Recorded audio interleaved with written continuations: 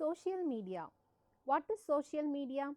Social media is a phrase used to explain a mixture of web based platforms, applications, and technologies that enable people to socially interact with one another online. Some examples of social media sites and applications include Facebook, YouTube, Twitter, blogs, and other sites that have content based on user participation and user generated content.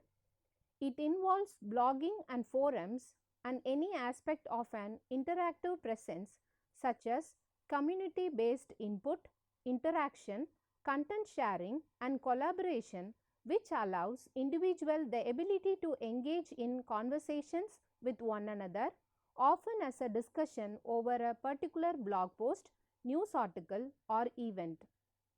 Social media is becoming an integral part of life online as social websites and applications proliferate. Most traditional online media include social components such as comment fields for users. The process of social networking has been in existence for well over 15 years and dates back all the way to the birth of online bulletin boards prevalent during the late 90s. Today's social networks take advantage of cloud-based Web 2 know-how and have left the bulletin board and listserv procedures behind. However, the listserv is still a widely used tool throughout the vision impaired community. There are over 200 social networks in existence today, not including the internal social networks created by organizations to be used by their students, instructors, employees, or members. There are two steps to participate in any of these networks. The first step is to simply sign up for an account. The process is pretty straightforward. Establish a username, usually an existing email address, and a password, and provide some basic information. The second step is creating a profile is a bit more involved. This profile is for current and future members of the social network to learn more about who they are and to connect them to communicate through all the features that the social network offers. The more specific profile of oneself nurture existing relationships and make new personal and professional connections through this online community. It includes one's personal interests, hobbies, work history, and educational background to find people who have common experiences or histories. Examples of social media. Facebook is a popular free social networking website that allows registered users to create profiles, upload photos and videos, send messages, and keep in touch with friends, family, and colleagues. Twitter is a free microblogging service that allows registered members to broadcast short posts called tweets. Twitter members can broadcast tweets and follow other users' tweets by using multiple platforms and devices. Google Plus is the Google's social networking project designed to replicate the way people interact offline more closely than in other social networking services. The project's slogan is real life sharing throughout for the web. Wikipedia is a free open content online encyclopedia created through the collaborative effort of a community of users known as Wikipedians. Anyone registered on the site can create an article for publication. Registration is not required to edit articles. Wikipedia was founded in January of 2001. LinkedIn is a social networking site designed specifically for the business community. The goal of the site is to allow registered members to establish and document networks of people they know and trust professionally. Pinterest is a social curation website for sharing and categorizing images found online. Pinterest requires brief descriptions, but the main focus of the site is visual. Clicking on an image will take the viewer to the original source. So, for example, if we click on a picture of a pair of shoes, it will take us to a site where we can purchase them. An image of chocolate cakes might take us to the recipe. Uses of social media in education. Social media aggregates images and information to share with classmates or with interest groups that cut across courses and institutions. It gathers and shares data collected with mobile devices during fieldwork or travel abroad. It helps to create a public profile to showcase personal research interests and to connect with a broad audience. Using social networks in class will keep students engaged and to get a sense of what students are thinking about during lectures. It helps to form student study groups with the use of Google+, Hangouts and other social tools. It helps to add social tools to e-textbooks. Create a community. It is common for many students to be challenged by the same learning concept or course assignment. Social media can help centralize the collective knowledge of an entire class to make studying and communicating more efficient for everyone. Designate a course or study group hashtag. Start a contact list or group for the class to collaborate and share study tips. Invite professors who use social media to follow the group conversation or join chats. Continue the conversation. Starting a collaborative study network to tap into the group mind can save everyone time and effort. For missed classes or lectures, have someone's team or record the lecture on Periscope, Skype or Snapchat. Use Google Hangouts to facilitate group study sessions. Follow or become a fan of the authors who wrote the books that are being used in the class. Ask questions to experts and influencers. Organize learning resources. Social media tools can help keep course information organized and accessible. Save, curate, and share resources using collection building tools. If course documents aren't already posted online, use Google Dropbox or Dropbox to gather study materials. Have classes use content services like Google Docs for team projects. It can make keeping organized and sharing notes much easier. Supplement course materials. Social media can help identify additional content to reinforce or extend course instruction. Look for YouTube videos and playlists for extra learning on the most challenging topics. Follow existing subject area hashtags. Send video notes, questions, or reminders to the classmates. Search on all the social channels, often for course topics, keywords, and expert names. Social media no longer has to be an obstacle to studying. It can help students create and manage a study community, make the best use of study time, and find new resources to help them learn and retain knowledge if they use properly. Social media and visual communication. As a photo editing and sharing network, it offers much to the educational process simply in its ability to allow students to create and publish original content. But when considered from the context of instructional design, it takes on new dimensions that would otherwise be non-existent. As stated before, visual literacy includes the ability to create messages that capture our own visual thinking. It is used in text messaging, have incredible potential in directing students to effectively communicate through visual designs.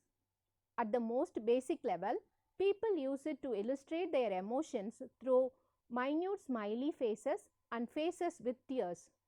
But when utilized as an instructional tool, these otherwise informationally cosmetic accessories could encourage students to consider the emotional tapestry and perspectives of figures from history had they been provided the communication tools and platforms of today.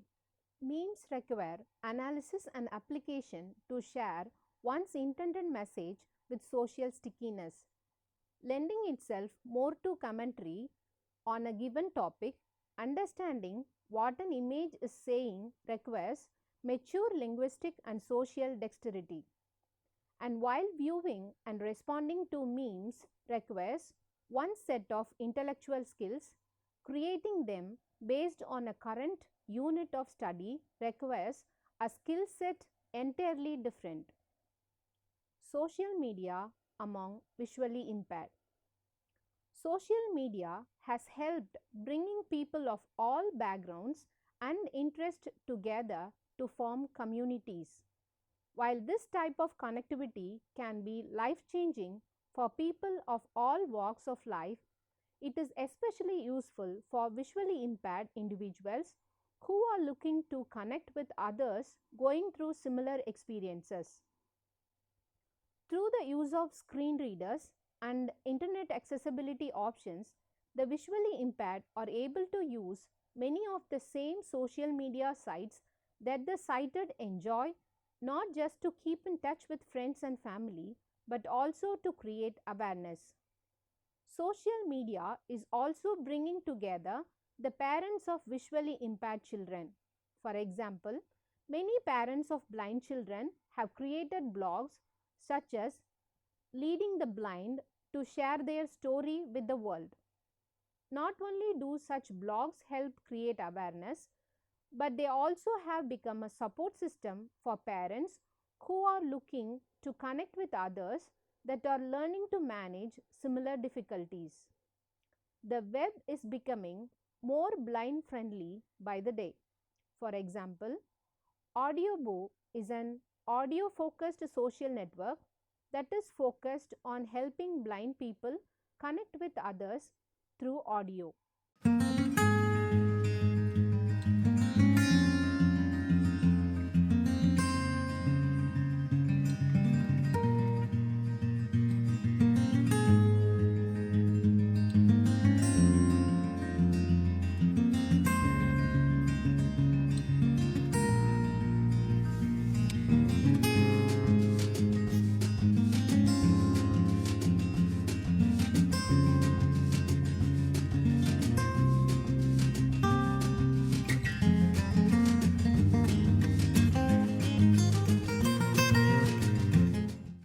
Disadvantages of social media. Comments and criticisms. When potentially offensive content is posted online, the amount of feedback can be excessive and is often brutal. This backlash can also have a long term impact on a person's future, especially in a world that has fallen prey to oversharing. Even high school students are learning that comments they post on social media can influence whether a college approves their application for admission. Cyberbullying and cybercrimes. Use of social networks may expose individuals to other forms of harassment or even inappropriate contact. This can be especially true for teens and younger children. Unless parents diligently filter the web content their family views, children could be exposed to pornography or other inappropriate content. Besides unleashing age appropriate content, the digital age also gave birth to a social phenomenon, cyberbullying. It is often levied more harshly against young females than males, and unlike traditional bullying, it is not limited to physical interaction. Cyberbullying can happen 24 hours a day, every day of the week. Risks of fraud or identity theft. The information we post on the internet is available to almost anyone who is clever enough to access it. Most thieves need just a few vital pieces of personal information to make others' life a nightmare.